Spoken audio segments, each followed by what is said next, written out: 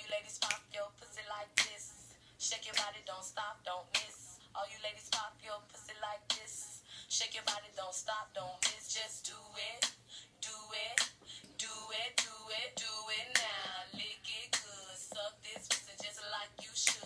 Right now, lick it good. Okay, enough of that. That is the whole anthem.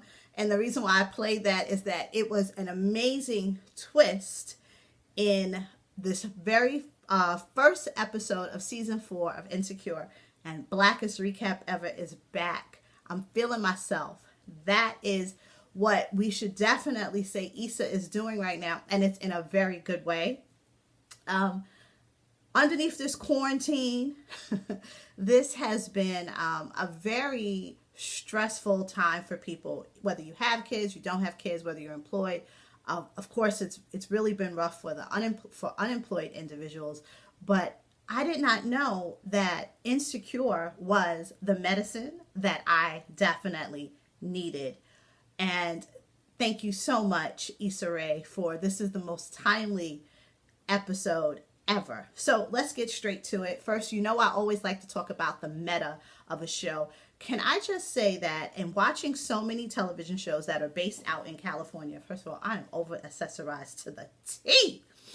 Watching so many shows that are shot in LA, very rarely do they give you this beautiful essence of LA. You see palm trees and that's kind of like it. You don't really ever get to see Los Angeles look any different than any other city. I feel like the cinematography team for this show, they shoot LA like how so many TV shows shoot New York, right? Whereas New York embodies so many things visually, there's so many things to take in. This is a Los Angeles that I would want to venture to and truly see these sights and these sounds and these events and these spaces. And also, Los Angeles is not known to be a city where there are so many Black people, right? And what you do see from Black people is not necessarily the most positive component. This is what I love about how this show really sort of tapes it. So anyway, a bitch got notes, okay? I made notes. I watched the episode more than twice. I'm looking a little greasy underneath my eyes. That's because I'm wearing my Sean Leon Glow Up Facial Oil. Okay, first and foremost, it starts off in an aspect of foreshadowing, right? So we're seeing Issa sitting on the couch and she's on the phone and she says, I don't really mess with Molly anymore. And that's very shocking. And then what they end up doing is they show you this is what actually led up to it. We say 4 months before the block party. And you are seeing Issa in this complete sort of change, right? It's her and Molly. They meet up for like self-care Sundays. By the way, everyone, self-care is a necessity now. So they're meeting up and they are bonding off of that component, which is really good. And Issa makes a really relevant point where she says, listen, ever since I changed up my home, I have seen a lot of things change. And a lot of people are really not into like feng shui and their home and all of that. But I really believe that that is very pivotal, especially if you're a creative person. Your home really is very impactful in regards to how your productivity, right? And if your home doesn't look like a home, it kind of limits you in regards to a lot of what you want to bring in on a romantic level, on a professional level, even on a platonic level. But now she has this really great decor going, better decor in this apartment than the one that she had with Lawrence, which is another factor that we have to mention into. So again, I'm back on the meta, and I just want to say something that I find a little weird about Issa and Molly's relationship is that, they have very similar background. You can obviously kind of see that in that. I think they went to college together, but something that's been sort of bugging me out for the past 3 seasons is that they have not been able to sort of exist outside of just the things that they like to go to. So for example, Issa has had a financially hard time, whereas Molly has been very blessed financially because she has a career that is far more financially sound. She's a lawyer. She's at a big firm and she's an associate, and it's been doing very well for her. Whereas Issa has kind of been finding her way. And in her finding her way, she's been hit with a couple of like financial issues. It's like Issa is like a walking Murphy's Law, right? Whatever can happen will happen. So she'll mess up, her car gets messed up, or, she loses her boyfriend, or she loses her job, or the rent goes up in her apartment. A lot of things that are real life, right?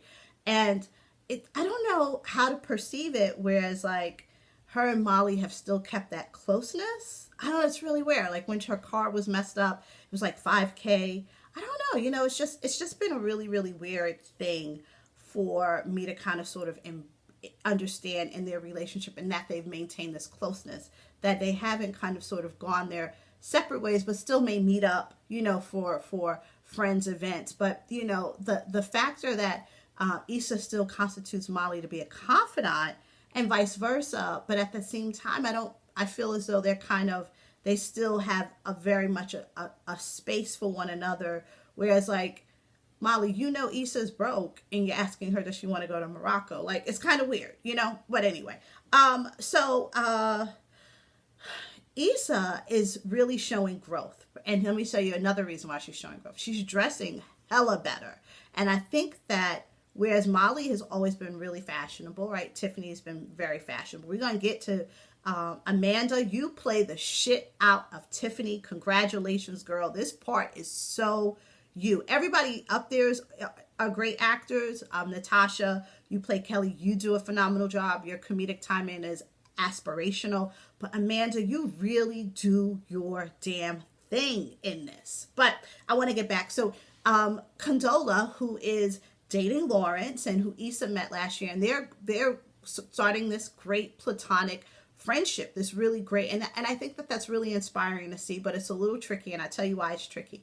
Condola is very stylish, she's very accomplished, and she's very connected, and that's a tricky thing, and I think that Issa knows that, right, and she's trying to dress up for it, and Issa is known for being awkward, and I think that her awkwardness is something that everyone kind of is okay with, has always been okay with, and I think that she's trying to get out of that, and it's been a tricky thing for her for quite some time. Nonetheless, she gets dressed up, meets up with Condola. They have a really great sort of girl time bonding moment that is super, super funny. Only thing that bugs me out about the Condola character is that braid that she has. I don't know. I'm never really that happy with the hair on the show. The wardrobe is great. Cinematography is great. The screenplay is great. The teleplay is great. Issa wrote this, by the way. It's great, but I don't know. I'm just never really happy with the hair on anybody up there. All right, Molly and Asia Bay. Molly is team no growth. This guy likes her, and Molly likes to be liked, but Molly does not want to give in a relationship. You have seen her do it this countless times where she is expecting this Wonder Man to sort of come into her world, and she doesn't get that that's not how it goes, right?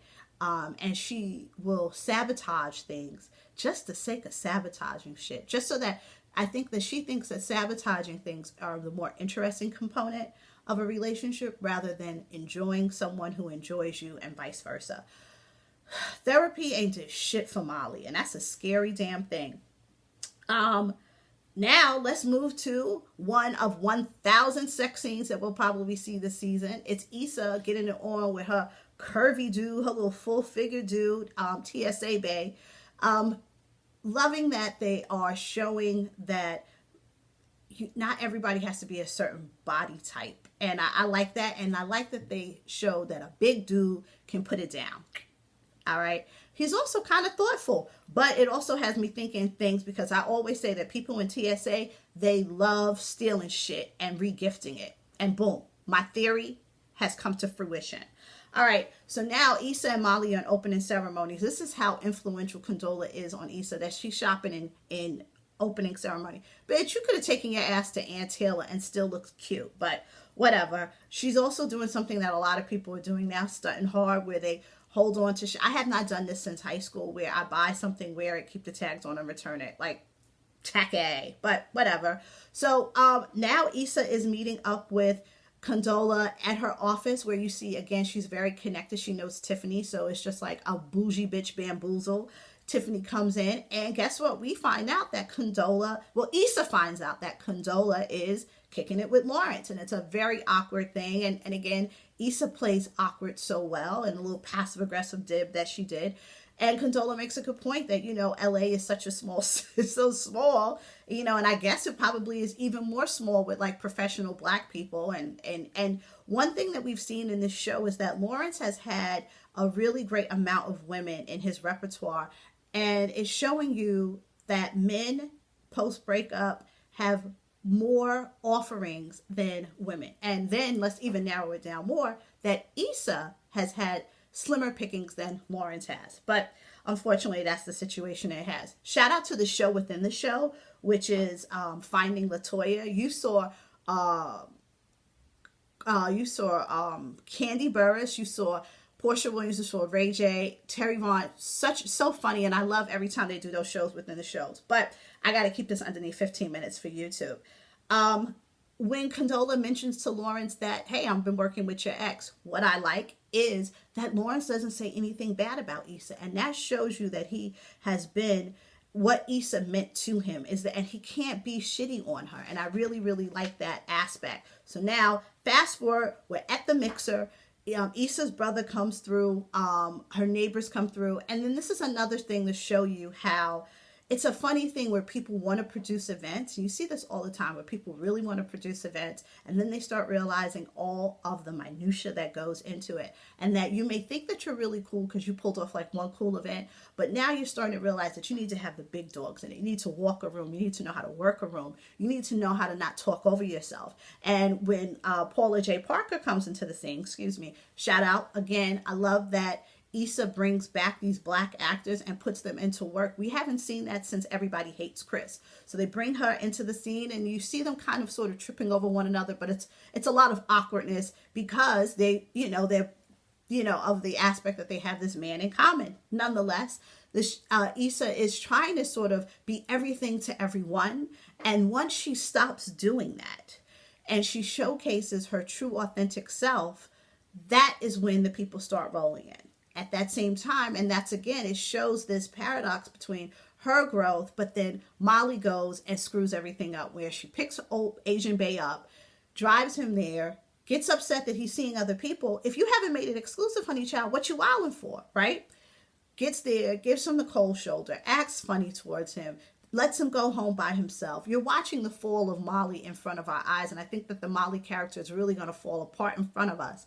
Then, at the end of the night, she mentions to Issa, well, you didn't tell me that this was going on. And she says to her, it was such a shady way that she said to Issa, you must really like all of this messiness. But I don't think the Lawrence and Condola scenario is messy because they met on honest terms. So it's not going about in that way, but I feel as though there is a tinge of jealousy that, here's this polished professional woman that Issa has mentioned a lot in conversations to Molly, and friends can get jealous, especially old friends when you're meeting new friends, right?